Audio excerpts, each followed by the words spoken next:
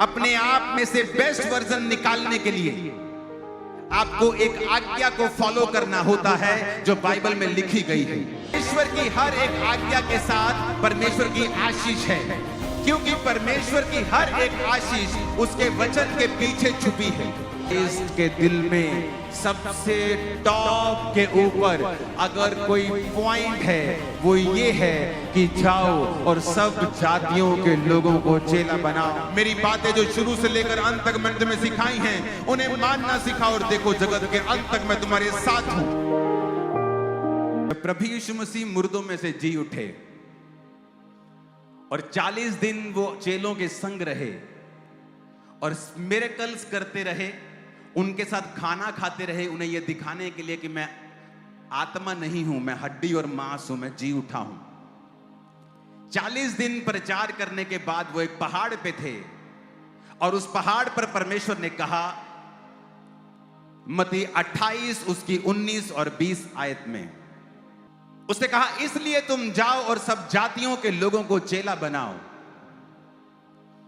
उन्हें सब बातें जो मैंने तुम्हें आज्ञा दी हैं मानना सिखाओ और देखो मैं जगत के अंत तक तुम्हारे संग हूं। फिर से पढ़ेंगे, मत्ती को उसने कहा, तुम जाओ और सब जातियों के लोगों को चेला बनाओ, सब बातें जो मैंने तुम्हें आज्ञा दी हैं मानना सिखाओ और देखो मैं जगत के अंत तक तुम्हारे संग हूं। अगर आप अपनी लाइफ का बेस्ट वर्जन देखना चाहते हैं, आज एक बहन यहां बैठी है जो बोलती है और वो दुखी है और ये कह रही है परमेश्वर को, क्या यही लाइफ है? एक आदमी जो फाइनेंशियली पेन में है, कर्जों में है, बीमारियों में है, वाइफ बीमार है, बच्चे बीमार हैं और वो कह रहा है क्या यही लाइफ है? एक यंग आदमी डिप्रेशन में है, नशों में है और उसे लगता है क्या यही लाइफ है? नहीं, ये आपका बेस्ट वर्जन नहीं है। ये वो नहीं है जो परमेश्वर आपको देखना चाहता है।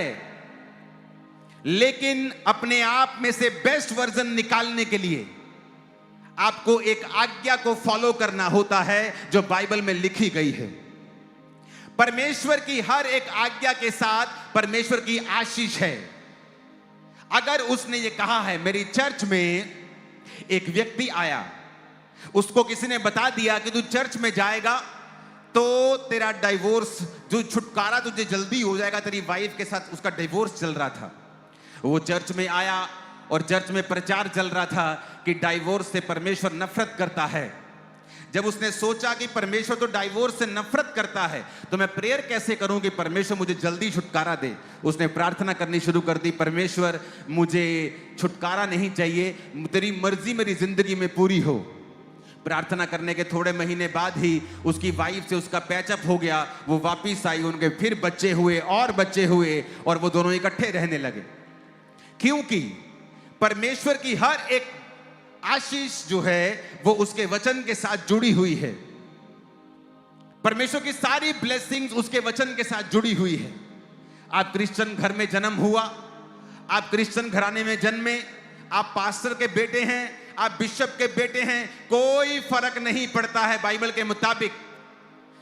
के मुताबिक परमेश्वर किसी का पक्षपात नहीं करता है। वो ये देखता है कि ये आदमी क्या मेरे वचन को फॉलो कर रहा है या नहीं कर रहा है, क्योंकि परमेश्वर की हर एक आशीष उसके वचन के पीछे छुपी है। एक भाई मुझे संडे मिला और उसने मुझे अपनी गवाही दी, वो यहां मौजूद है, वेलकम में यहां था। उसने कहा, मैं आपके क्रूसेड को देखकर मैंने आपको फॉलो करना शुरू किया। हम क्रिश्चियन थे लेकिन परमेश्वर को फॉलो नहीं करते थे। मैंने आपके वचनों को सुना और मैं 8,000 रुपया महीना तनख्वाह पे लग गया, मुझे नौकरी मिली 8,000 रुपया महीने की। कहता जब मैंने आपका वचन सुना तो वचन सुनते सुनते परमेश्वर ने मेरे दिल में डाला कि ये 8,000 रुपया तू चर्च में देना शुरू कर दे। अब चर्च के लिए 8,000 रुपया क्या है? नथिंग, लेकिन उसके लिए वो सारा कुछ है। और उसने कहा कि मैं परमेश्वर के वचनों पे चलना शुरू हो गया, मैंने पाप को त्याग दिया, परमेश्वर के वचनों पे चला, बीजों को बोया, प्रार्थनाएं की, फास्टिंग की। जब वो मुझे मिलने के लिए तब भी शायद वो फास्टिंग में था।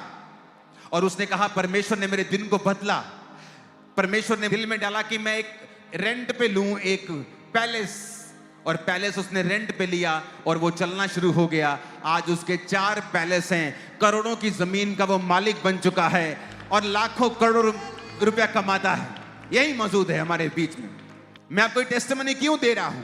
क्योंकि एक व्यक्ति चर्च में आया, चाहे वो बॉर्न क्रिश्चियन था, चाहे वो मसीह को मानता था पहले से लेकिन वचन पे नहीं चलता था, तो वो उसकी लाइफ में संघर्ष था, उसकी लाइफ में दुख था। आप ही हैं? यस। अपना नाम क्या है? सतीश मसीह। मैं नानोहार नहीं पिंड है साडा कलनौर दे नाल ही है। और आप 8,000 की जॉब करते थे? जी बिल्कुल पापा जी। और अभी कितने पैलेस है? पैलेस 4 रिजॉर्ट है मेरे। 4 रिजॉर्ट हैं आप जी। और कितनी जमीन है आपकी? 3 लीज पे है, एक मैं पर्सनल बना रहा हूँ अपना। जमीन कितनी है आपकी पर्सनल? 3.5 एकड़। और उसकी वैल्यू करोड़ों में? 12 करोड़ की। Okay, thank you. किसकी बात कर रहा हूं मैं? आप बॉर्न क्रिश्चियन फैमिली से थे ना? जी। शुरू से मसीही थे? जी जी। लेकिन वर्ड फॉलो नहीं करते थे? नहीं जी। और मैं इसको याद कर रहा था, मुझे नहीं मालूम कि आज ये वेलकम में मेरे पास होगा। और जैसे मैंने देखा, मैंने कहा ये तो वही ब्रदर है जिसकी मैं टेस्टिमनी सोच रहा था। इमेजिन करो, एक 8,000 रुपए महीने का कमाने वाला एक वर्कर, जब परमेश्वर के साथ उसका इनकाउंटर होता है कि मैं बॉर्न क्रिश्चियन हूं, मैं क्रिश्चियन हूं लेकिन वचन पे नहीं चलता हूं, तो मैं अब वचन पे चला करूंगा। और लाइफ चेंज हुई, क्योंकि परमेश्वर में बोया गया व्यर्थ नहीं होता है, उसमें की गई पवित्रताई मेहनत व्यर्थ नहीं होती है। परमेश्वर की हर एक आज्ञा के पीछे एक आशीष छुपी है। वो 8,000 रुपए काम करने वाला एक मजदूर, वो परमेश्वर का बेस्ट वर्जन नहीं था, वो तुम थे। उसमें परमेश्वर मिला हुआ नहीं था, वो तुम थे। इंसान थे जो स्ट्रगल, कहता है मैं स्ट्रगल के लिए पैदा हुआ। वो इंसान था विदाउट गॉड, विदाउट जीसस। फैसला किया कि मैं अपना जीवन परमेश्वर को दूंगा। चर्च को फॉलो करना शुरू किया, टीचिंग को फॉलो करना शुरू किया। दिन बदलने शुरू हुए। एक रिजॉर्ट से इतनी कमाई होने लगी, किराए पे लिया था, फिर दूसरा, फिर तीसरा, फिर अपना बना रहे हैं। वे जमीन ली। कैसे बदला? वचन के कारण बदला, क्योंकि हर एक वचन के पीछे एक आशीष छुपी है। इसीलिए परमेश्वर कहता है कि जब भी मैं अपने लोगों को गड्ढों से बाहर निकालना चाहूंगा, मैं अपने वचनों को उनके पास भेजूंगा। जब भी परमेश्वर आपको बीमारी से बाहर निकालने वाला होगा, वो आपको वचन भेजेगा। कई बार आप प्रार्थना करेंगे, प्रभु मैं इस बीमारी से आजाद होना चाहता हूं, मैं इस गरीबी से आजाद होना चाहता हूं, मैं इस लानत से आजाद होना चाहता हूं। आप ब्यूटीफुल हैं लेकिन आपका हस्बैंड आपके बजाय किसी और को देख रहा है। आप टैलेंटेड हैं लेकिन आपकी वाइफ आपकी इज्जत नहीं कर रही है, आपके बच्चे आपको पूछते नहीं हैं। ये सारी निशानियां हैं परमेश्वर की एब्सेंस के, कि परमेश्वर मौजूद नहीं है वहां पे। ये आपका बेस्ट वर्जन नहीं है, ये आपका बेस्ट नहीं है। जो परमेश्वर जिस तरह से आपको देखता है, आप अभी तक वहां नहीं पहुंचे हैं, क्योंकि वहां तक पहुंचने के लिए परमेश्वर की आज्ञाओं को मानना जरूरी है। उसकी आज्ञाएं आसान हैं, उसकी आज्ञाएं मुश्किल नहीं हैं, उसकी आज्ञाएं धर्म परिवर्तन नहीं करती, उसकी आज्ञाएं मन परिवर्तन करती हैं, उसकी आज्ञाएं जीवन परिवर्तन करती हैं। और जब आप उनकी आज्ञाओं को मानने लगते हैं, जब आप परमेश्वर की आज्ञाओं को सुनने लगते हैं और उसकी आज्ञाओं को मानने लगते हैं, आप किसी भी धर्म से क्यों नहीं हैं, आप किसी भी जाति से क्यों नहीं हैं, परमेश्वर आपकी प्रार्थनाओं को सुनने लगता है। हजारों लोग हैं, हजारों लाखों लोग हैं चर्च में आके जिन्होंने नशे को छोड़ा है और परमेश्वर ने उनको आशीषित किया है। कितने लोग हैं यहां पर जो चर्च आने के बाद नशा छोड़ चुके हैं? दोनों हाथों को हिलाओ जरा, ये देखो, मारो जरा कैमरा, दोनों हाथों को जोर जोर से हिलाओ जरा। लाखों लोग आपको मिलेंगे, दोनों हाथों को हिलाओ जरा जोर से। आप जिस एरिया में देखेंगे, जिस जगह देखेंगे जहां जेंट्स ज्यादा हैं, आपको आप देखेंगे वहां पे लाखों लोगों ने नशों को छोड़ा है। यह कैसे पॉसिबल हुआ? परमेश्वर की सामर्थ्य के द्वारा। अपने पड़ोसी को बोलो, परमेश्वर की हर एक आज्ञा के पीछे एक आशीष छुपी हुई है। आमीन। वो आज्ञाएं आज मैं आपको बताने वाला हूं। आप हो सकता है यहां आशीष के लिए आए हों, चंगाई की प्रार्थना के लिए आए हों। आप यहां पे हो सकता है गरीबी से आजादी लेने के लिए प्रभु से आए हों। मेरे दिन बदल दे परमेश्वर, मुझे बेबी दे खुदावन, या कोई भी आपकी प्रार्थना हो सकती है। लेकिन मैं आपको एक आज्ञा दूंगा जो परमेश्वर ने आप लोगों के लिए दी है। जब आप उस आज्ञा को फॉलो करेंगे, मैं आपको वायदा करता हूं, आपका ड्रीम लाइफ आपके संग होगी। आप उसको जी रहे होंगे, आप उसको देख रहे होंगे, आप उसको जी रहे होंगे। आमीन। ऊंचाई आशीष हमारी है चर्च। परमेश्वर ने कहा है, जब हम प्रेरितों के काम 1 उसकी 8, मत्ती 9 उसकी 37, मत्ती 28 उसकी 19, 20, हम आज पढ़ेंगे मत्ती 9 उसकी 37 आयत को। जीसस ने कहा, तब यीशु ने अपने चेलों से कहा, पके खेत तो बहुत हैं परंतु मजदूर थोड़े हैं। आपको आशीष लेने का तरीका बता रहा हूं। आपको आशीष जीसस ने देनी है। आपके गर्भ को जीसस ने खोलना है। आपको लाहनतों से आजाद जीसस ने करना है। आपको शर्मिंदगी से आजादी प्रभु यीशु ने देनी है। मुझे उसने आजाद किया है शर्मिंदगियों से। मैं उसको जानता हूं पर्सनली, और मैं ये आपको बता सकता हूं कि आपकी हर एक सवाल का जवाब प्रभु यीशु मसीह के पास है, और उसके दिल में कुछ है जो वो आपसे कह रहा है। एक अच्छा नौकर कैसा होता है? जीसस ने कहा, उसने कहा एक अच्छा नौकर वो नहीं है कि जो उसका मालिक कहे वो वही करे। वो भी ठीक है, लेकिन जीसस ने कहा एक अच्छा नौकर वो है जो अपनी मालिक की बातों को समझकर वो भी करे जो मालिक ने नहीं कहा है। उसने कहा अगर मालिक ने तुझे खाना बनाने की ड्यूटी दी है, एक अच्छा नौकर वो है जो खाना खिलाते समय उसके पांव भी दबाए। मैं ये नौकरी की बात नहीं कर रहा हूं, मैं ये नौकर की बात नहीं कर रहा हूं, मैं एक एग्जाम्पल दे रहा हूं जो जीसस ने दी है। आज लोगों को नहीं पता है आशीष कहां है। परमेश्वर यीशु मसीह ने 2006 में, जब मैं मेंटली अपसेट के अटैक्स के नीचे, डिप्रेशन के नीचे था, प्रभु में आकर भी न्यूरोलॉजिस्ट के पास जाता था, वो दवाइयां देते थे, दवाइयां खाता था, दवाइयों से आराम नहीं आता था, दवाइयां खानी बंद कर दी थी, कोई इलाज नहीं हो रहा था। प्रभु यीशु मसीह ने मुझे एक बात बोली थी अपने दास के द्वारा कि जब तू लोगों के ऊपर प्रार्थना करेगा, जब लोग तेरी प्रार्थना से चंगे होंगे, जिस नल से पानी निकलेगा वो नल खुद भी सूखा नहीं रहेगा। तू जीसस की आज्ञाओं को मान और उसे फॉलो कर, यही विश्वास है। कैसे छूटी एक लड़की जो एक बंधुआ मजदूर थी नमान कोड़ी के घर में। नमान कोड़ी बाइबल कहती है बड़ा प्रतिष्ठित आदमी था, और उसने राजा को, जो सेनापति था वो, उस राजा का उसने बड़े युद्ध जिताए थे, और बड़े पैसे वाला, बड़ा इन्फ्लुएंशियल वो आदमी था। लिखा पर वो कोड़ी था।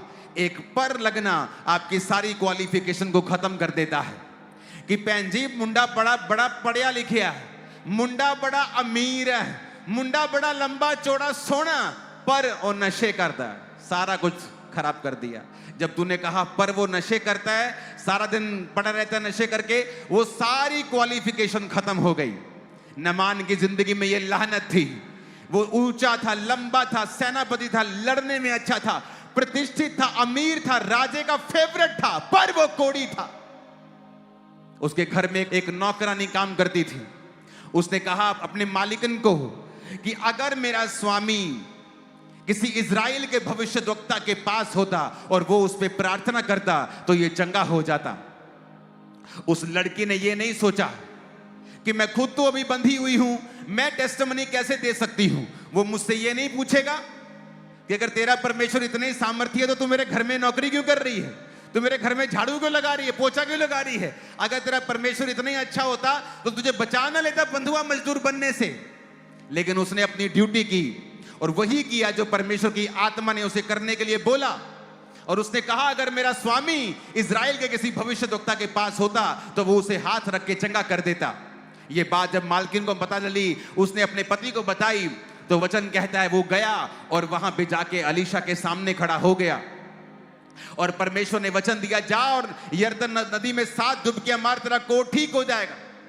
वो नाराज हो गया, कहता इसको बाहर आके मेरे सिर पे ले हैंड करना चाहिए था, मेरी इज्जत नहीं की, मैं इतना बड़ा आदमी हूं, और वापिस चला गया। और जब वापिस जा रहा था उसके नौकर ने बोला, तेरे को इतना मुश्किल काम तो करने के लिए नहीं कहा है, 7 डुबकियां ही मारनी है, मार के देख लेते, तेरा क्या जाता है, तू इतना धन दौलत लाखों करोड़ की ऑफरिंग लेके आया है, तेरी ऑफरिंग भी उसने कबूल नहीं की, उसको कोई लालच नहीं है, जा डुबकी मार, तू ठीक हो जाएगा। 7 डुबकियां मारने के बाद वो अपनी लानत से आजाद हुआ, कोढ़ से आजाद हुआ, और उसकी लिखा स्किन बच्चों के समान हो गई। आज आप नहीं जानते हैं आपका छुटकारा किस चीज में है। आपको ये नहीं देखना कि आपकी लाइफ में क्या चल रहा है, आपको ये देखना है कि मैं परमेश्वर की आज्ञाओं को मान रहा हूं या नहीं। अगर हम परमेश्वर के सच्चे भक्त हैं, अगर हम जीसस को प्यार करते हैं और ये जानते हैं कि जीसस के हार्ट में क्या है, जब आप यीशु मसीह के सामने जाते हैं तो आपको क्या लगता है कि वो आपके लिए क्या सोचता है, वो क्या चाहता है मेरे लिए, कि मैं उसके लिए क्या करूं। आपने कभी सोचा है कि आपने अच्छा नौकर, अच्छा बेटा बनने की कोशिश की है? नहीं। हम जब भी जीसस के सामने जाते हैं यही बोलते हैं, मुझे चंगा कर, मुझे आजाद कर, मुझे वीजा दे, मुझे लानत से आजाद कर, गरीबी से आजाद कर, हर तरह के दुख से आजाद कर। लेकिन कभी ये नहीं सोचते कि परमेश्वर के हार्ट में क्या है। आज मैं आपको एक उत्तम चीज बताता हूं, परमेश्वर के दिल में आपके लिए क्या है, वो क्या चाहता है। जीसस ने अपने दिल की बात बता, क्या बोली चेलों को, मत्ती 9:37 फिर से पढ़ेंगे। उसने अपने चेलों से कहा, यीशु मसीह ने अपने चेलों से कहा, पके खेत तो बहुत हैं परंतु मजदूर थोड़े हैं।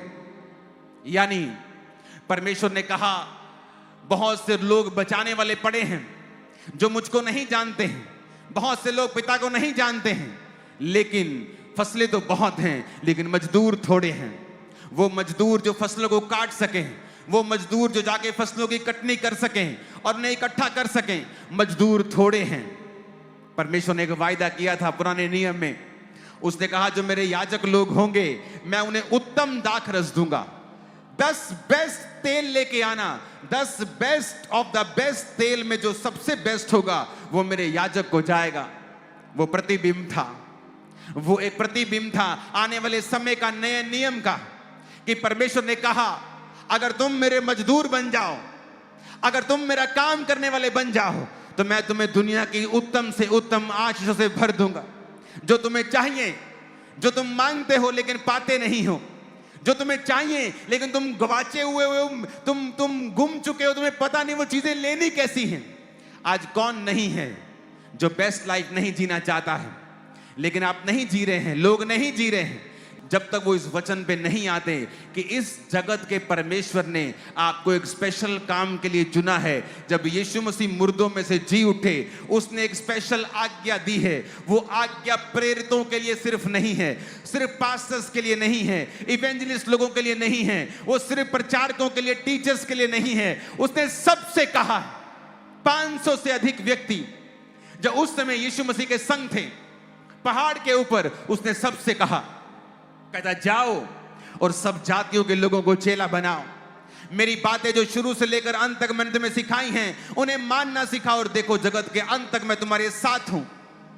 आज जो व्यक्ति इस आज्ञा को मानता है, जिसको जीसस के हार्ट के बारे में मालूम हो रहा है कि देखो यीशु ने कहा, मेरे यीशु ने कहा कि मजदूर थोड़े हैं, वो ढूंढ रहा है मजदूरों को, वो चाहता है, क्राइस्ट चाहता है कि मजदूर बढ़ें।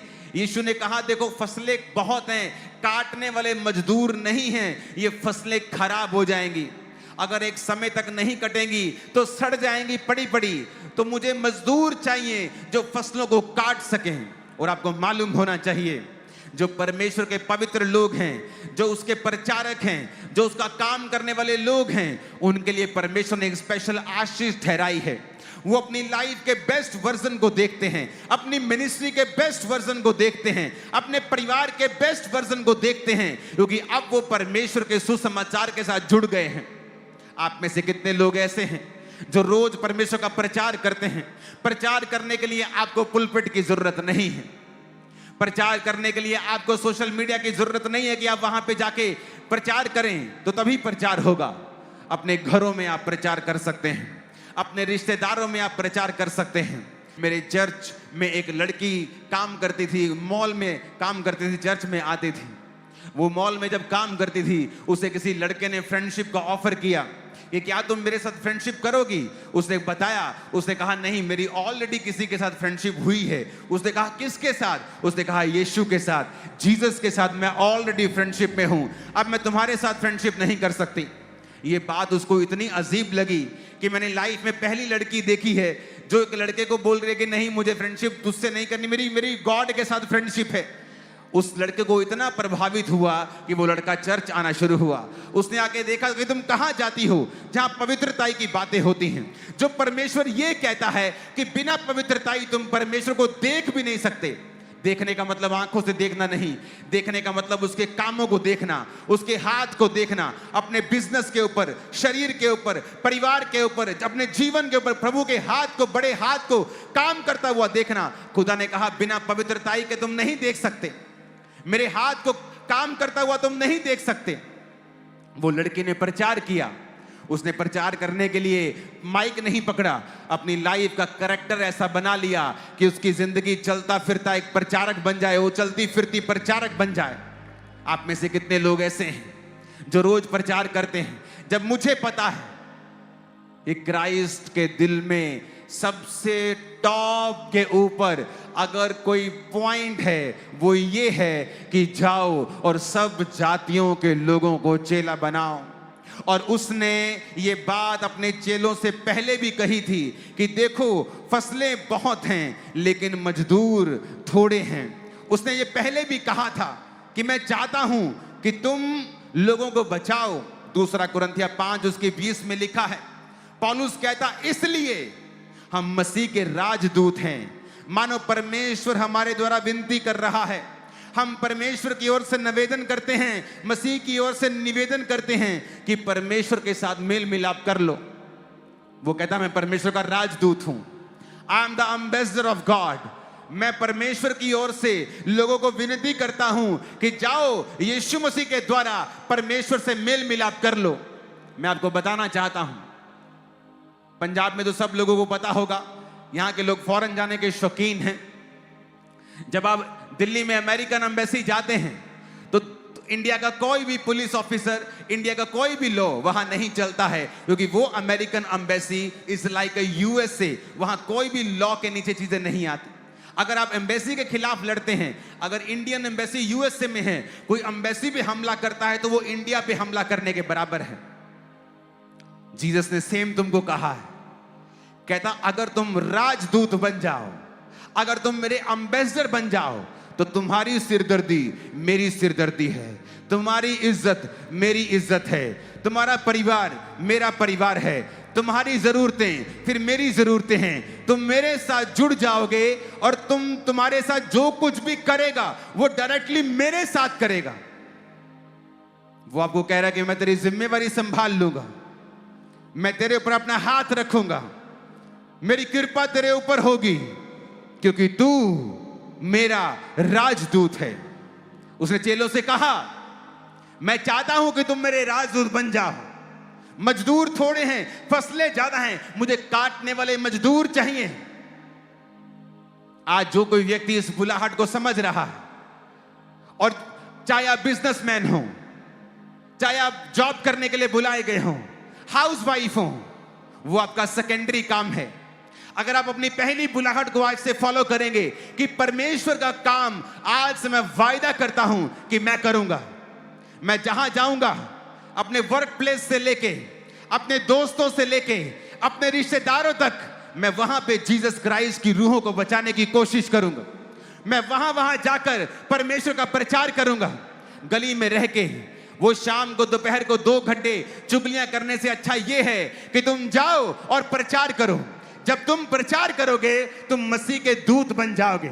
जब तुम मसीह के एम्बेसडर बन जाओगे तो तुम्हारी जिम्मेवारियां फिर मसीह के ऊपर होंगी। अगर तुम बीमार होगे तो परमेश्वर तुम्हारी ओर देखेगा। उसने कहा है जब तुम मेरे नाम से मेरी महिमा के लिए पिता से मांगोगे तो पिता तुम्हें देगा। आज लोग रोते हैं, चिल्लाते हैं। हन्ना रोती थी, चिल्लाती थी, अपने पति को बोलती थी मेरे बच्चा क्यों नहीं होता। उसका पति पुराने नियम में एक से ज्यादा पत्नियां होती, 2 पत्नियां थी उसकी। उसने कहा मेरी पहली पत्नी को बच्चे हैं, तुझे नहीं हैं। मैं क्या यहोवा हूं जो तेरी कोख को खोल दूं? तेरी कोख को यहोवा ने बंद करके रखा, मैं क्या कर सकता हूं? उसने कहा, वो रोती थी, हन्ना रोती थी क्योंकि उसकी सौतन उसको बांझ कहती थी, उसको चिढ़ाती थी, अपने बच्चों के संग खेलते खेलते उसको चुभवी बातें बोलती थी, उसके दिल को चुभती थी, उसके दिल को छलनी करती थी। बाइबल कहती है वो रोती थी, करलाती थी, अपने पति से लड़ती थी, खाना छोड़ देती थी, सारा सारा दिन कुड़ती रहती थी, रोती थी। क्या उसके कुड़ने से बच्चा हुआ? क्या पति के साथ लड़ने से बच्चा हुआ? क्या उसने खाना छोड़ दिया, बच्चा हुआ? बहुत रोई दुखों के कारण, क्या फिर बच्चा हुआ? नहीं। उसने फैसला किया मैं परमेश्वर के साथ जुड़ूंगी। परमेश्वर के घर में गई, वहां पे जाके प्रार्थना करती है। उसके होंठ हिल रहे थे लेकिन शब्द सुनाई नहीं पड़ता था क्योंकि वो दुखी थी मन में। और उसने क्या कहा? उसने कहा प्रभु अगर तू मुझे संतान दे और बेटा दे, वो बेटा मैं तेरे भवन में वापस कर दूंगी। यहां पर आ गई परमेश्वर की महिमा की बात कि एक व्यक्ति दुखी हो सकता है, लाचार हो सकता है, वो रोता है, चिल्लाता है, खाना नहीं खाता, वैद्यों के पास जाता है, सब करके देख लिया, कुछ हासिल नहीं हुआ, लेकिन फिर वो फैसला करता है मैं परमेश्वर की आज्ञाओं को मानूंगा। बाइबल में लिखा हुआ है अगर तुम परमेश्वर के लिए कुछ करोगे, मन्नत को मांगोगे, अगर तुम प्रार्थना करोगे, अगर अपना जीवन परमेश्वर की महिमा के लिए दे दोगे तो परमेश्वर तुम्हें ऊंचा करेगा। उसे मालूम थी ये बात क्योंकि परमेश्वर की हर एक आज्ञा के पीछे एक आशीष छुपी हुई है। वो गई और उसने कहा प्रभु अगर तू मुझे बेटा दे, तेरे भवन में वो बेटा वापस कर दूंगी, तेरा काम वो किया करेगा, तेरी सेवा वो किया करेगा। और क्या हुआ? 1 साल भी बीतने नहीं पाया था, उसके बेबी हुआ। वो रोई नहीं, लिखा उसके बाद वो कभी उदास नहीं रही। जब परमेश्वर के दास ने कहा था भवन में जा इज़राइल का परमेश्वर यहोवा तुझे मन चाहा वर दे, फिर वो कभी उदास नहीं हुई, पति से कभी नहीं लड़ी, सौतन के चिढ़ाने से कभी दुखी नहीं हुई। उसको पता था उसने परमेश्वर की महिमा के लिए कुछ मांगा है, अब पिता उसे देगा। आप दुखी हो चुके हैं, अपने बिजनेस को करते करते कमेटियां डाल के उठा उठा के आप दुखी हो गए हैं, कर्जों से दुखी हो गए हैं, फाइनेंशियल हालत से दुखी हो गए हैं। और दुखी होने से आप नहीं छूटेंगे। वो दुखी होना, वो आंसू बहाना आपको छुड़ाएगा नहीं। आप उस सिचुएशन में 10 साल रह सकते हैं, 20 साल रह सकते हैं, प्रभु को कंप्लेंट कर सकते हैं, जबकि वो ऑलरेडी वचन में लिख चुका है कि निकलना कैसे है उस प्रॉब्लम से।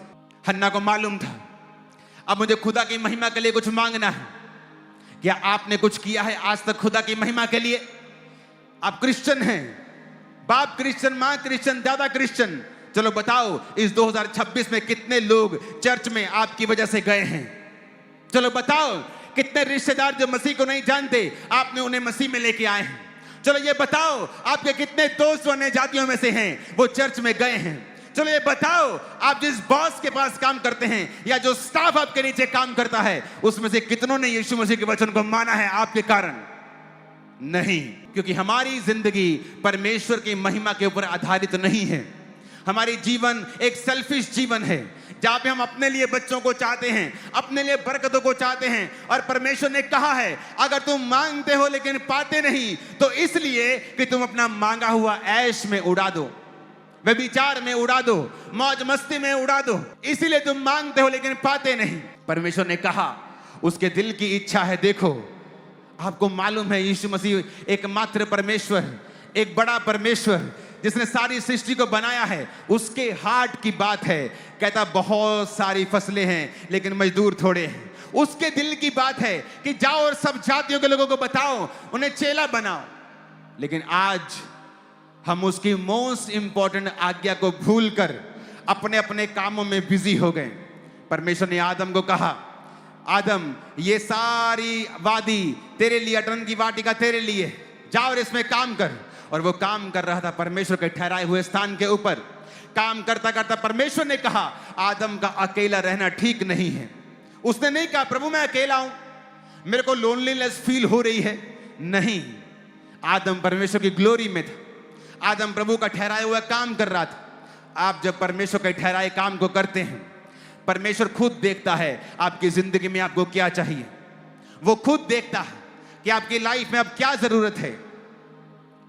मैं चाहता था कि मैं मैरिज लेट करूं, शायद ना करूं, लेकिन परमेश्वर ने मेरे काम को देखते थे प्रोफेसी मेरे को दी थी 2014 की 13 के एंड में कि तू मैरिड होगा, बहुत जल्द लड़की को ढूंढना शुरू कर। 14 में मैंने ये बात करनी शुरू की और 17 जनवरी को मैं एंगेज हो चुका था। परमेश्वर जानता है आपको क्या चाहिए, कब देगा वो, जब आप मशरूफ होंगे, बिजी होंगे परमेश्वर के ठहराए हुए कामों को करने के लिए। आप दुखी हैं क्योंकि आपको अच्छा रिश्ता नहीं मिल रहा, लेकिन आप इसलिए दुखी नहीं हैं कि आपके मोहल्ले के लोग बचाए नहीं जा रहे हैं। बहुत से आपके दोस्त, बहुत सी आपकी सहेलियां, मेरे बहनों की अभी तक मसीह में नहीं हैं। उस बात के लिए आप दुखी नहीं हैं, पर आप इस बात के लिए दुखी हैं कि आपका रिश्ता आपको नहीं मिल रहा है। जब आप उस बात के लिए दुखी होंगे जिस बात के लिए परमेश्वर दुखी है, तो वो आपके सुखों का ध्यान रखेगा। वो आपका बेस्ट वर्जन आपके बीच में से निकाल कर देगा। क्या आप ये सोच सकते हैं कि एक 8,000 कमाने वाला व्यक्ति आपको आके ऑफिस में बोले कि उसने 12 करोड़ की जमीन ली है?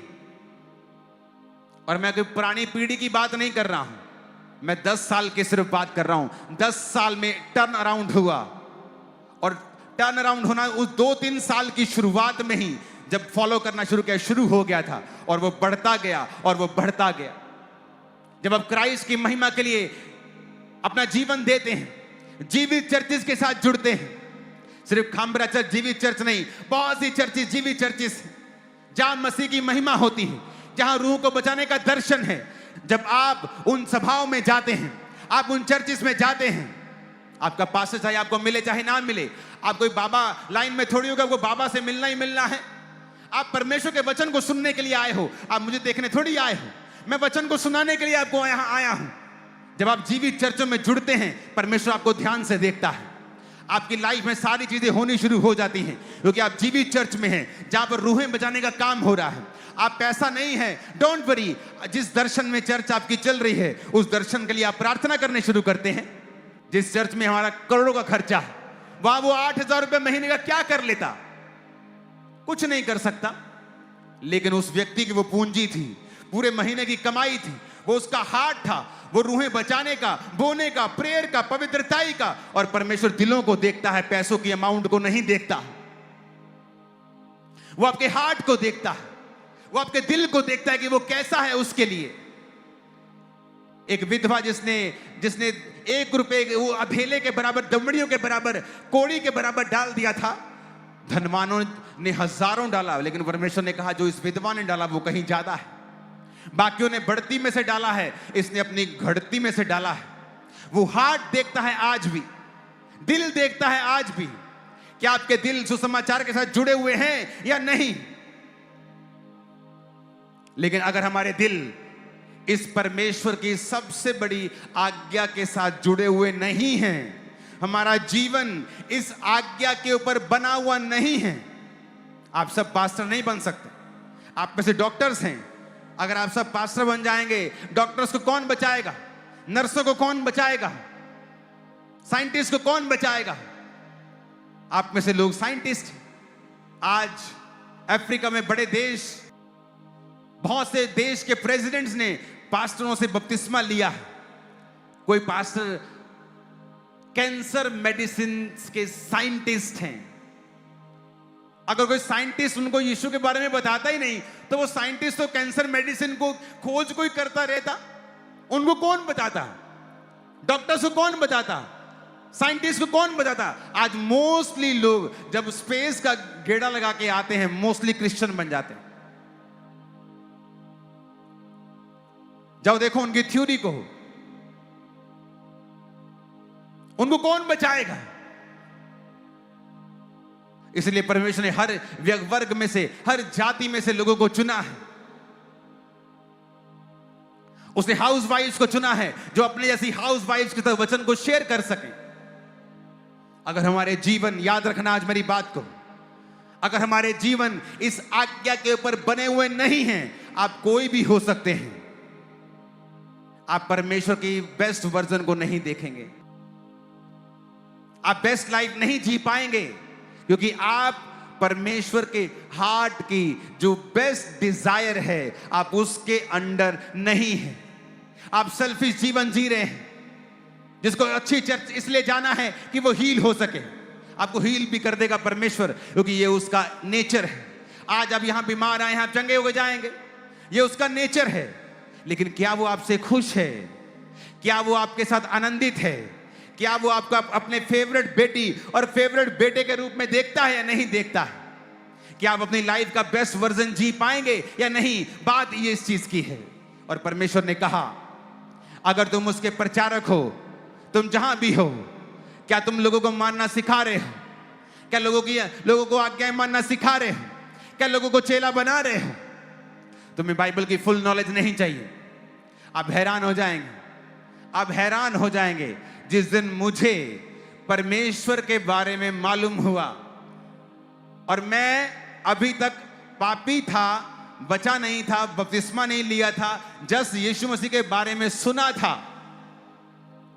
और मैं शराब पीने वाला व्यक्ति था, और मैं शराब पीते पीते अपने दोस्तों के साथ यीशु मसीह की बातें शेयर करता था कि मेरे को चर्च वाले मिले थे, ऐसा बता रहे थे, मुझे ऐसा कह रहे थे। और परमेश्वर ने मेरे जीवन पे कृपा की, और 2 महीने के अंदर अंदर मेरे नशे खत्म हो गए, और मैंने बपतिस्मा ले लिया उसी साल 2004 में, और उसके बाद कभी नशों को हाथ नहीं लगाया। लेकिन मैं ये बात जानता था शुरू से, ये परमेश्वर का हार्ट है, उसकी गॉस्पल को शेयर करना। मैंने हर व्यक्ति के साथ गॉस्पल शेयर की है। जब मैं बिजनेसमैन था और हमारा होलसेल का बिजनेस होता था, तो मैं गाड़ी पे रोज सुबह अलग अलग एरिया में, पंजाब में काफी एरिया में हम जाते थे अलग अलग दिनों में। तो दुकानदारों को स्पेशल जब वो बोलते चाय पी ले, जूस पी ले, मैं बोलता मेरा रोजा है, मेरी फास्टिंग है, उनको सुसमाचार में देता था कि क्यों मैंने फास्टिंग रखी है, क्यों मैंने रोजा रखा है, कौन है प्रभु यीशु मसीह जिसने मुझे नशों से आजाद किया। अब मैं पूरी बीमारियों से आजाद नहीं हुआ था, जिस चीज से आजाद हुआ था उसी की गवाही मैंने देनी शुरू कर दी थी। शायद इसीलिए परमेश्वर ने मुझे आशीषित किया, इसलिए आज शायद इंडिया की सबसे बड़ी चर्च के साथ मुझे ब्लेस किया, क्योंकि मैंने गॉस्पल को शेयर किया है हर एक बंदे के साथ, बिजनेसमैन के साथ, रिश्तेदारों के साथ, अमीर के साथ, गरीब के साथ, इन्फ्लुएंस आदमी के साथ। मैंने कभी नहीं देखा कि ये आदमी बहुत इन्फ्लुएंशियल है, मुझे यहां जीसस की बात नहीं करनी। मैंने हर जगह परमेश्वर की बात की है, हर जगह मैंने परमेश्वर के नाम को ऊंचा किया। और यही परमेश्वर का हार्ट था कि बहुत सी फसलें हैं लेकिन मजदूर थोड़े हैं। क्या आप जीसस क्राइस्ट की बात करते हैं? क्या आपकी लाइफ का मकसद है कि मेरा फलाना रिश्तेदार परमेश्वर को नहीं जानता, मैं उसको वचन बताता हूं? आपको लगता है कि जो व्यक्ति परमेश्वर में नहीं आएगा ये सबसे बड़ा नशेड़ी है, सबसे बड़ा पापी है, वो जल्दी गिरता है, वो जल्दी गिरता है। बड़े पेड़ आंधी तूफानों में जल्दी गिर जाते हैं। मैंने देखा है बड़े बड़े पापियों को सरेंडर करते हुए, बड़े बड़े पापियों को परमेश्वर में आते हुए, जब आप गॉस्पल शेयर करते हैं, क्योंकि आज हर एक आदमी टूटा हुआ है अंदर से। जो परमेश्वर जिसकी लाइफ में नहीं है, एक वैक्यूम उसके अंदर है, एक खालीपन उसके अंदर है, एक ऐसे जीवन से वो गुजर रहा है कि बाहर से वो अच्छा लगता है। कितने सेलिब्रिटी ने इस हफ्ते सुसाइड किया होगा मुंबई में, बड़े बड़े बॉलीवुड के सेलिब्रिटी। वो नहीं कि कामयाबी नहीं मिली, कामयाब व्यक्ति कामयाब होकर सुसाइड कर रहे हैं, क्योंकि ये सांसारिक सफलता आपको खुशी नहीं दे सकती। अगर दे सकती होती तो वो सुसाइड कभी नहीं करते।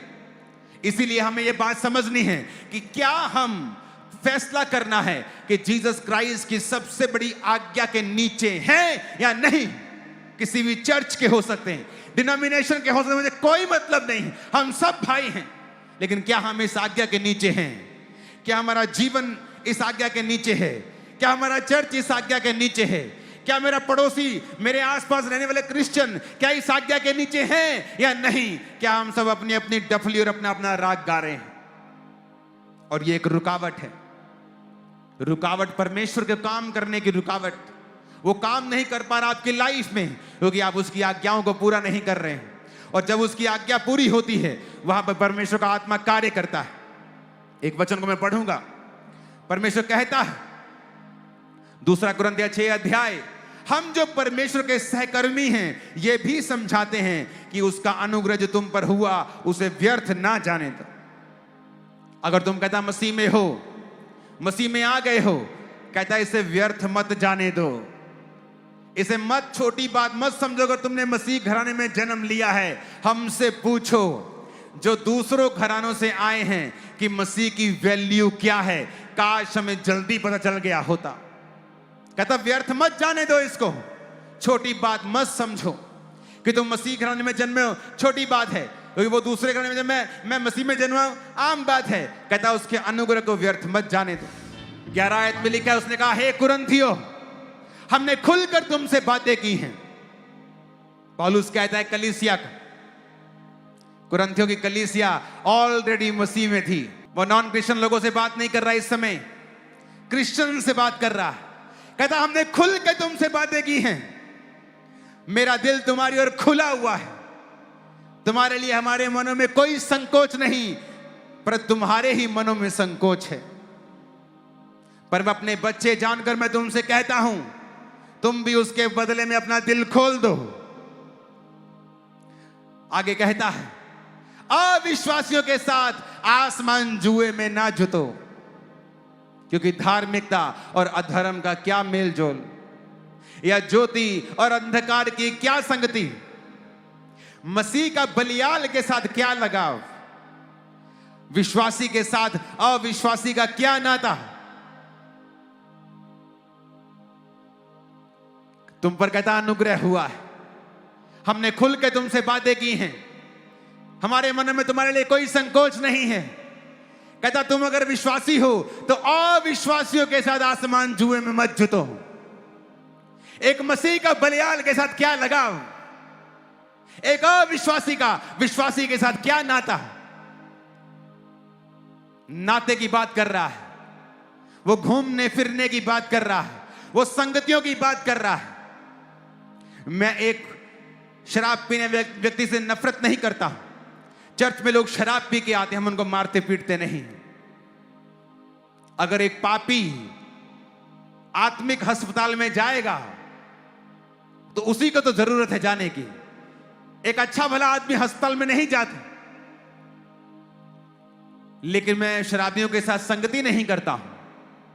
मैं उनके साथ रोज खाता पीता बैठता उठता, खाता पीता बैठता उठता, वो मेरे बेस्ट फ्रेंड नहीं है। मैं उनसे प्यार करता हूं, गॉस्पल शेयर करता हूं, प्रेयर करता हूं, उनको कहीं कुछ चाहिए मैं प्रोवाइड करता हूं, लेकिन संगति नहीं करता हूं। तुम्हारी संगति किसी व्यभिचारी के साथ, जो व्यभिचारी है, जो गलत कामों में है, तुम उसके साथ संगति रखते हो।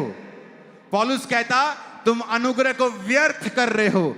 जो खुदा ने तुम्हें अनुग्रह दिया ना, तुम मिट्टी में मिला रहे हो। कहता अविश्वासियों के साथ आसमान जुए में क्यों जोत रहे हो। धार्मिकता और अधर्म का क्या मेलजोल। और उसने आगे समझाया, कहता अगर मैं तुम्हें कहूं कि तुम इस जगत के पापियों और शराबियों और व्यभिचारों की संगति ना करो, फिर तुम्हें जगत से ही निकल जाना पड़ेगा। पर कहता मैं तुम्हें उनके साथ मेलजोल ना करने के लिए नहीं कह रहा हूं, मैं संगति की बात कर रहा हूं। वचन कहता है जो परमेश्वर के साथ संगति करता है उसके साथ एक आत्मा हो जाता है। जब आप प्रभु के साथ संगति करते हैं आप वन स्पिरिट हो जाते हैं। आज जब मैं परमेश्वर के आत्मा से यहां आ रहा था तो परमेश्वर ने कहा, मैं मैसेज देने का तैयार नहीं था। परमेश्वर कहा नहीं, लोगों को बोलना है कि गुरदासपुर में से ही वो आपके लोगों को उठाएगा विधानसभा में। उसने कहा मैंने आपको बोल दिया। जब आप उसके साथ संगति करते हैं आप उसके साथ एक आत्मा हो जाते हैं। जब आप पापियों के साथ संगति करते हैं आप उनकी रंगत को लेते हैं। खरबूजे को देखे खरबूजा रंग बदलता है, वो आपके विश्वास को कमजोर करते हैं। एक ऐसा क्रिश्चियन जो आपके संग है और हर तरह के पाप में है, अगर आप खुदा से प्यार करते हैं वो आपका बेस्ट फ्रेंड नहीं हो सकता है। क्योंकि जब आप उसके संग बैठेंगे आप नेगेटिव चीजों को हासिल करेंगे, आप भी पाप की ओर खींचे चले जाएंगे, आप भी खुदा की संगति से दूर होते जाएंगे।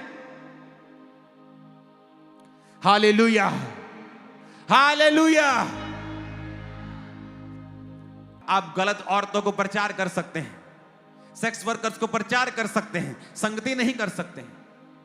आप उन्हें निकालने के लिए उनकी हेल्प कर सकते हैं, फाइनेंशियली इमोशनली आप उनको प्रे कर सकते हैं उनके लिए, लेकिन संगति नहीं कर सकते हैं। उसने कहा उन लोगों के बीच में से अलग हो जाओ। उसने कहा मैं उनमें बसूंगा और उनमें चला फिरा करूंगा और उनका परमेश्वर होऊंगा और वे मेरे लोग होंगे। इसलिए प्रभु कहता है उनके बीच में से निकलो और अलग रहो, अशुद्ध वस्तुओं को मत छुओ तो मैं तुम्हें ग्रहण करूंगा। क्या बोलता वो? कहता उनके बीच में से निकलो और अलग रहो और मैं तुम्हारा पिता हूंगा, तुम मेरे बेटे और बेटियां होंगे। यह सर्वशक्तिमान प्रभु का वचन है। कि हम परमेश्वर के वचन को मानना चाहते हैं तो कहता उनसे अलग रहो, मेरा प्रचार करो। फसलें हैं तैयार, जाओ काटो, मेरे मजदूर बन जाओ, मेरे राजदूत बन जाओ। जाओ और सब जातियों को चेला बनाओ और मेरी आज्ञाओं को मानना सिखाओ। और देखो तुम्हारा बेस्ट वर्जन तुम्हारे बीच से मैं निकाल दूंगा। आज जो इस वर्ड को फॉलो कर रहा है, अगले 7 साल में लोग आपको पहचानेंगे नहीं जहां आप होंगे। Too great, impossible to achieve for normal human being. आप वहां जा रहे, जो इम्पॉसिबल होगा आम व्यक्ति के लिए वहां जाना, अगले 7 साल आप वहां जाएंगे। आमीन खड़कने वाला चाहिए शैतान के कानों। आपने देखना है, कहता उस अनुग्रह को व्यर्थ मत जाने दो। पढ़ो फिर से। हम जो परमेश्वर के सहकर्मी हैं ये समझाते हैं कि उसका अनुग्रह जो तुम पर हुआ है उसे व्यर्थ ना जाने दो। अगर मसीह को समझ लिया है, जान लिया है, मसीह घराने में जन्म ले लिया है, उसके अनुग्रह को कहता व्यर्थ मत जाने दो। उसको समझो, उसने तुम्हें एक बड़ा काम करने के लिए चुना है। तुम्हारा बेस्ट वर्जन तुम्हारे बीच में से निकलेगा। अगर वो एक व्यक्ति को ब्लेस कर सकता है, एक व्यक्ति को फाइनेंशियली आशीषित कर सकता है, एक व्यक्ति को वो बेबी दे सकता है, एक को कैंसर से आजाद कर सकता है, जब वो परमेश्वर के वचन को फॉलो कर रहा है तो वो सबको कर सकता है। वो किसी का पक्षपात नहीं करता है। लेकिन आपको यह देखना है कि क्या आप परमेश्वर के वचन को फॉलो कर रहे हैं या नहीं कर रहे हैं। एंड के दिन में हिसाब होगा। वो ये नहीं पूछेगा तुमने कितनी गाड़ियां ली, कितने एकड़ जमीन ली, वो ये पूछेगा तुमने कितनी रूहों को बचाया है। बाइबल बताती है जिसने सबसे ज्यादा परमेश्वर के लिए सहा है, पौलुस कहता है धैर्य में, दुर्नाम में, सुनाम में, उपवास में, जागते रहने में, उघाड़े रहने में, रोने में, प्रार्थना करने में, मेहनत करने में मैंने लोगों की अगुवाई की है। मेरी चर्च को सताया गया बिना किसी कारण और आज भी सताया जाता है बिना किसी कारण। यही हमारी क्वालिफिकेशन है, यही एक प्रूफ है कि परमेश्वर का आत्मा इस चर्च में काम करता है। यही एक प्रूफ है कि परमेश्वर हमसे खुश है और शैतान का किंगडम खत्म हो रहा है। शैतान को तकलीफ हो रही है, शैतान को दिक्कत हो रही है। पौलुस कहता है 4 आयत में, परंतु हर बात में परमेश्वर के सेवकों के समान अपने सद्गुणों को प्रकट करते हैं। धैर्य में, कलेशों से, दरिद्रता से, संकट से, कोड़े खाने, कैद होने, हुल्लड़, परिश्रम, जागते, उपवास करते, पवित्रता से, ज्ञान से, धीरज से, कृपालुता से, पवित्र आत्मा से। पढ़ते जाओ इसको। हम मूर्ख होंगे अगर हमें यह पता है कि क्राइस्ट के दिल की बात है, ये उसका फेवरेट पार्ट है, ये उसकी सबसे बड़ी इच्छा है कि लोग बचाए जाएं, कि लोग चेले बने, लोग पापों को त्याग दें, नशों को त्याग कर उसको फॉलो करें, पिता से मेल मिलाप कर ले, पापों को छोड़ दे। और अगर मैं इस प्लान का हिस्सा नहीं हूं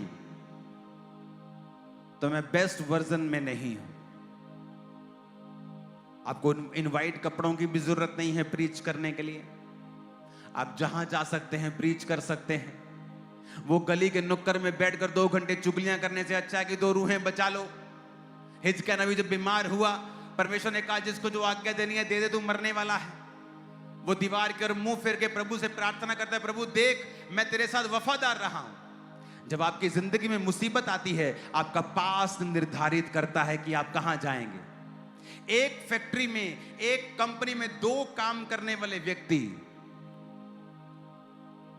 कई बार आप देखोगे पुलिस डिपार्टमेंट में 2 पुलिस ऑफिसर सेम गलती करते हैं, लेकिन एक को सजा ज्यादा मिलती है और एक को माफ कर दिया जाता है, और दोनों की सेम मिस्टेक है। एक कंपनी में 2 वर्कर काम करते, दोनों की मिस्टेक सेम है, एक को माफ कर दिया जाता है, एक को सजा दी जाती है। क्यों? क्योंकि जिसको माफ कर दिया गया उसका पास्ट रिकॉर्ड अच्छा था, उससे गलती हो गई। और दूसरा तो सीरियस ऑफेंडर था, जानबूझ के गलतियां करने वाला, और उसको सजा मिली। आपका पास्ट क्या है? जब आप पे मुसीबत आती है, प्रभु को आप बोलते हैं, परमेश्वर देख मैंने तेरी रूहों को बचाया है, मैंने लोगों को तेरा प्रचार किया है, लोग आज मेरी वजह से परमेश्वर में हैं, मेरी प्रार्थना को सुन। तो परमेश्वर सुनेगा आपकी प्रार्थना को। क्या बताओगे परमेश्वर? कितनी सिगरेट पी है, कितनी शराब की बोतलें खोली हैं, कितनी लड़कियों के साथ सोया हूं, क्या ये बताओगे परमेश्वर को? कितने पैसों में परमेश्वर को बेचा है, कितने ले हैंड के पैसे लिए हैं, कितने लोगों को लूटा है परमेश्वर के नाम पर, क्या ये बताओगे परमेश्वर को? अगर तुम्हारे पास ये बताने को यही है, जब तुम पे मुसीबत आएगी परमेश्वर तुम्हारी सुनेगा नहीं, और उस मुसीबत में तुम सालों साल फंसे रहोगे। हिजकिय्याह नबी जब परमेश्वर के सामने गया और दीवार की ओर मुंह फेर के प्रार्थना की, परमेश्वर ने कहा मैंने तेरी प्रार्थना देखी है, सुनी है, तेरे आंसू देखे हैं। वो आंसू वो शारीरिक आंसू नहीं थे, वो सच के आंसू थे, जो उसके पीछे एक रियल वर्डिंग थी, एक रियल प्रेयर थी, जो तथ्यों के आधारित थी कि मैंने तेरे काम किए हैं, मैं वफादारी के साथ तेरे साथ चला हूं, कि प्रभु मैंने तेरी रूहों को बचाया है, मैं चर्च में लोगों को लेके गया हूं, लोगों ने मेरी वजह से बपतिस्मा लिया है, मेरे बेटे को बचा, मेरी बेटी को बचा, मेरे पति को बचा, मेरी पत्नी को बचा।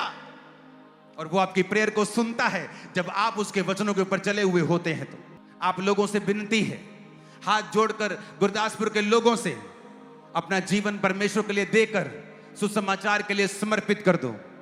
आप हाउसवाइफ हो चलेगा, वर्कर हो चलेगा, बॉस हो चलेगा, आप जो भी हो, पास्टर हो, इवेंजलिस्ट हो, अपना जीवन सुसमाचार के लिए समर्पित कर दो।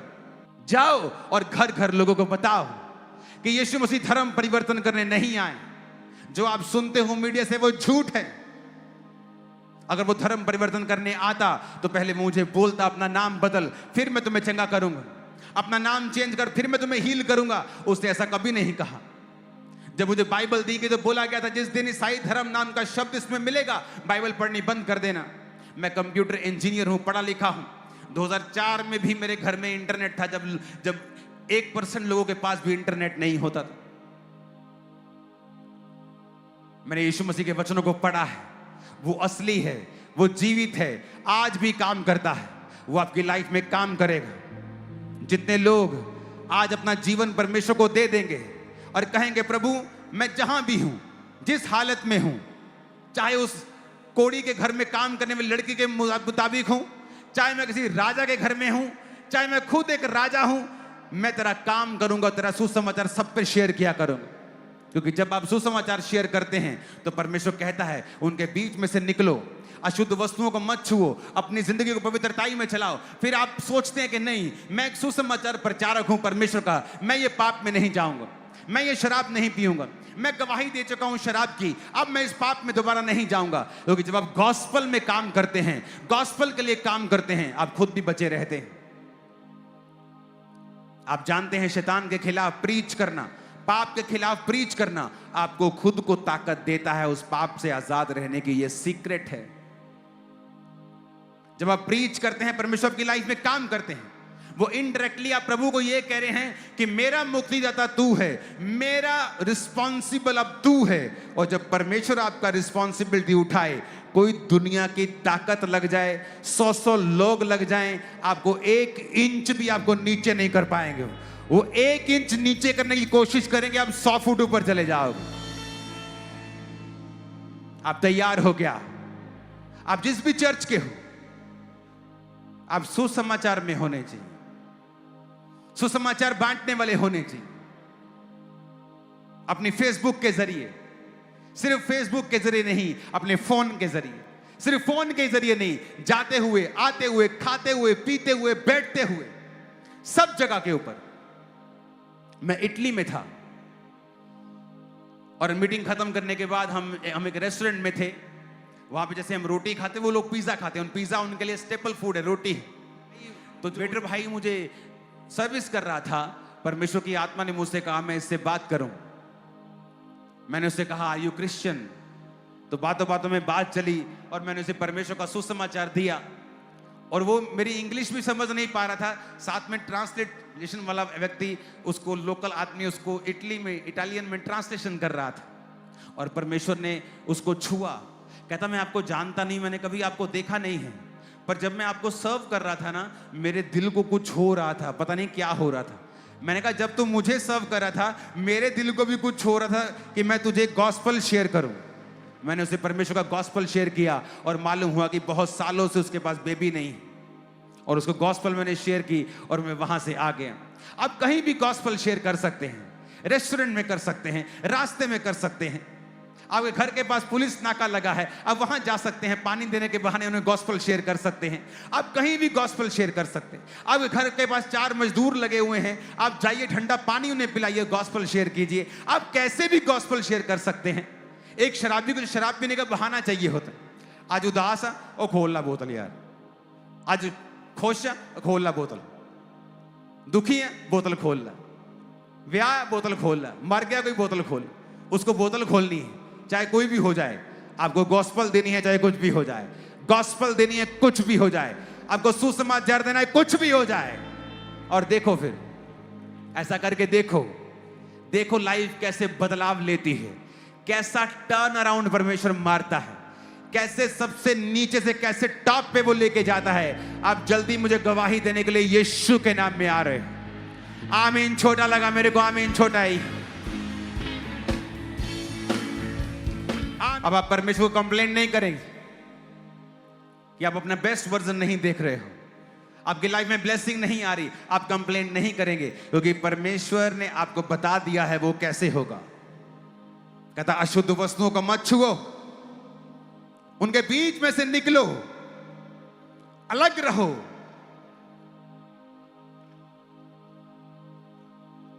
मेरा बेस्ट फ्रेंड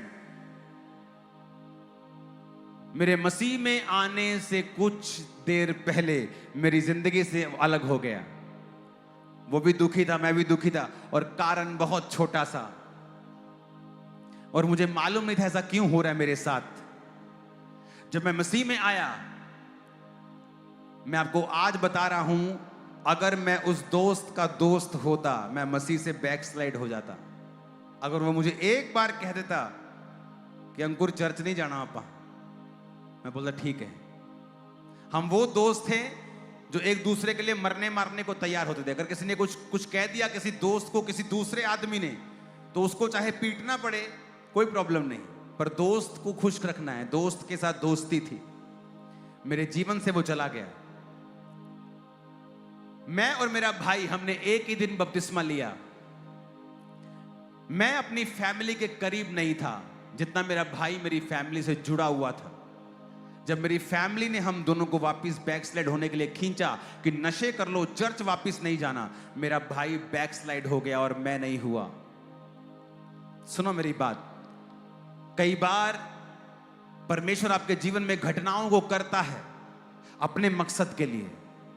आज मेरा भाई क्रिश्चियन है, वापस आ गया। मेरी फैमिली जो रोकती थी वापस आ गई, सब सेवा करते हैं।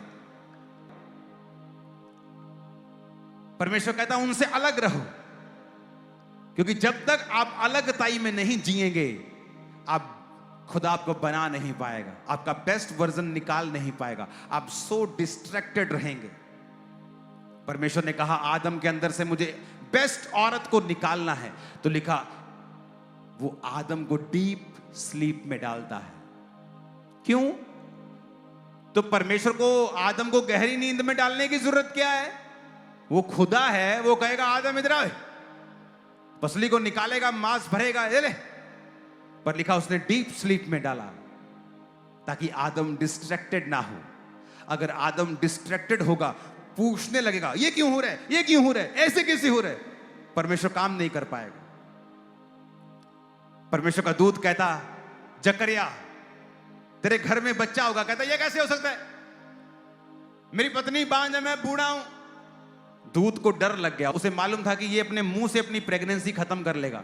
उसने कहा जब तक तेरे घर में बच्चा नहीं होगा तू गूंगा रहेगा। परमेश्वर ने सजा नहीं दी उसको, लोग बोलते सजा नहीं दी, उसको बचाया परमेश्वर ने कि अगर ये बोलते रहेगा मेरे हो नहीं सकता, मेरे हो नहीं सकता, कितना हो सकता, ऐदा कितना हो, मेरे हो ही नहीं सकता, मेरी वाइफ बहुत बुढ़ी, मेरे मैं बहुत बुढ़ा, हो ही नहीं सकता। दूत ने कहा इसको गूंगा कर दो कि जब इसके हो जाएगा, जब उसके हो गया तो लोग पूछने लगे उसके रिश्तेदार इसका नाम क्या रखना है। उसने कहा पट्टी लेके आओ, उसने पट्टी पे लिखा यूहन्ना, जैसे यूहन्ना लिखा उसकी जीभ खुल गई। सुनो, परमेश्वर कहता अलग रहो। क्यों?